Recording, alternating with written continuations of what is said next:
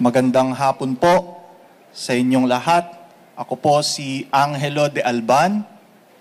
Isa po akong guro sa University of Santo Tomas.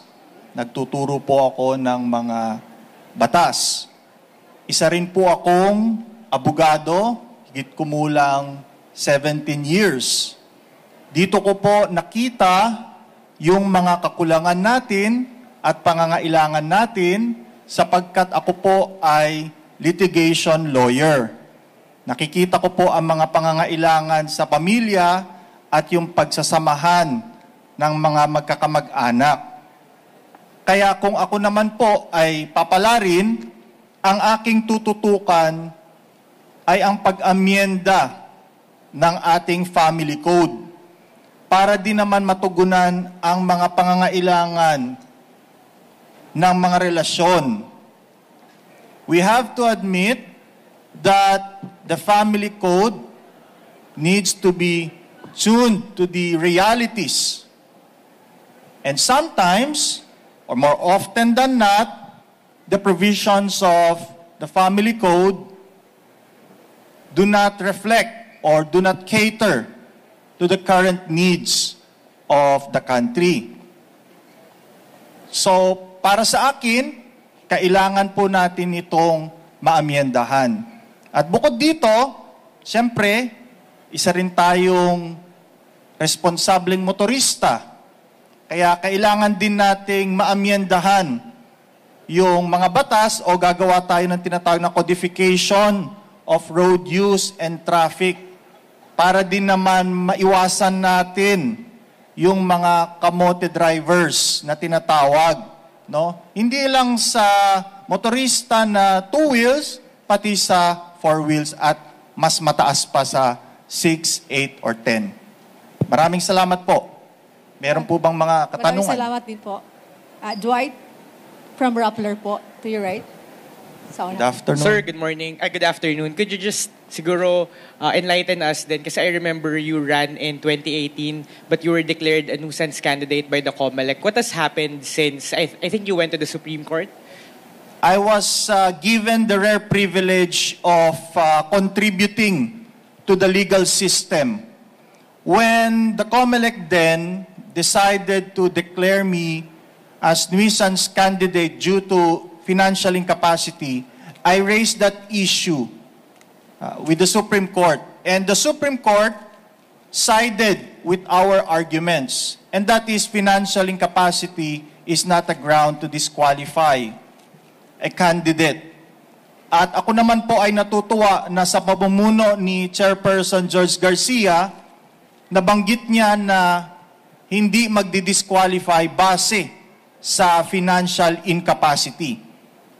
Diyan po ako natutuwa sapagkat totoo naman, wala naman talaga yan sa batas at gaya nga ng nasabi ng Supreme Court. Since then, tayo po ay umikot-ikot pa rin, nagpatuloy pa rin tayo dahil hindi naman natin basta-basta pwedeng pabayaan yung mga natugunan na natin o mga natulungan natin sa ibang parte ng Pilipinas. Patuloy po tayong nagpaikot-ikot. No, nakikipag-usap po tayo sa mga stakeholders at nakita natin na talagang may pangangailangan. Simpleng laging tanong, Attorney Angelo, ano bang magagawa ko kasi yung nanay ko ganito eh. Attorney Angelo, ano bang magagawa ko kasi yung nanay at tatay ko magkaaway. Attorney Angelo, baka pwedeng annulment, etc., etc. Parang napakabigat na nakikita natin siguro, hindi yan problema, pero sa totoo lang, simpleng ganyang bagay nakakaapekto sa atin. At isa pa, nagpatuloy po ako sa pagtuturo sa pamantasan ng sa University of Santo Tomas. So tuloy-tuloy po ang ating advocacy sa education. Sir, and lastly on my end, kanina minention nyo that you want the family code amended, if tama pa yung pagkakaalala ko. Why specifically? I think you just mentioned it a bit pero hindi nyo in-expound kung bakit hindi na in line with the times ang family code. Kasi nakikita natin, no, just a backgrounder, alam naman natin na yung family code was promulgated in 1987, no? Medyo malayo na rin yung nilagtaw ng ating society. nandyan na rin na katanggap-tanggap na ngayon kasi tanggapin natin, hindi sila masyadong tinatanggap no, medyo nagtatago sila, no, yung mga relasyong kailangan ng at gusto nang lumabas, no? Lalo na paano yan? Halimbawa, 2 lalaki, yung isa na aksidente, o sino mag-aalaga sa kanya, ayaw siya ng nanay at tatay niya dahil sa kanyang piniling pamumuhay. Ayaw din sa kanya ng mga friends niya. O sino ang tutulong sa kanya? Ito ang partner niya ngayon. Through thick and thin, magkasama sila. Kaso hindi niya matulungan. Bakit? Wala silang kinikilalang relasyon ng batas. So, may mga bagay na kailangan nating iayon sa panahon sapagkat ang batas, no, ay kailangan tumutugma sa pangangailangan ng tao. Sir, just to push it further, are you in favor of same-sex marriage? Kailangan natin makipag-usap sa mga stakeholders. Sa totoo lang, hindi ko kayang desisyonan yan ngayon. Kailangan natin makipag-usap sa stakeholders. Pero kagaya din yan ng divorce na tinatawag, di ba, maraming stakeholders na involved.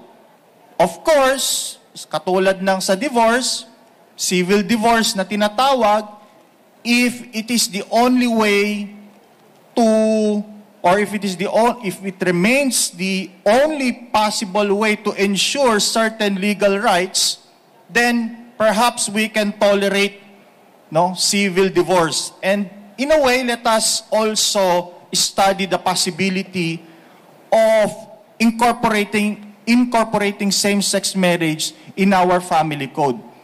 If not, then at least give them all the necessary rights.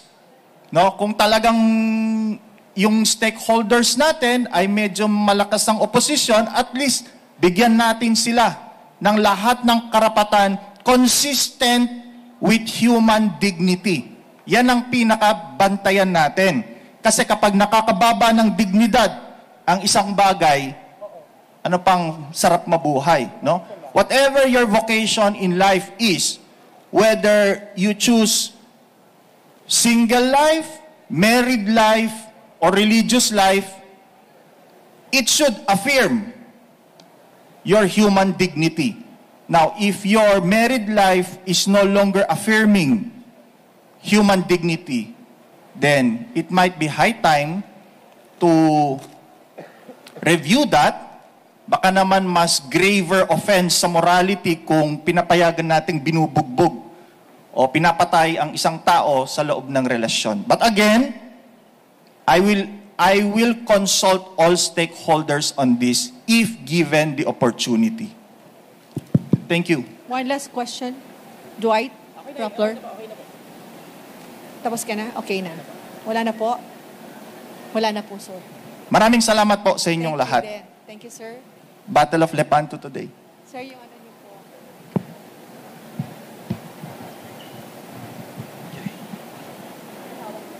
Can I go to?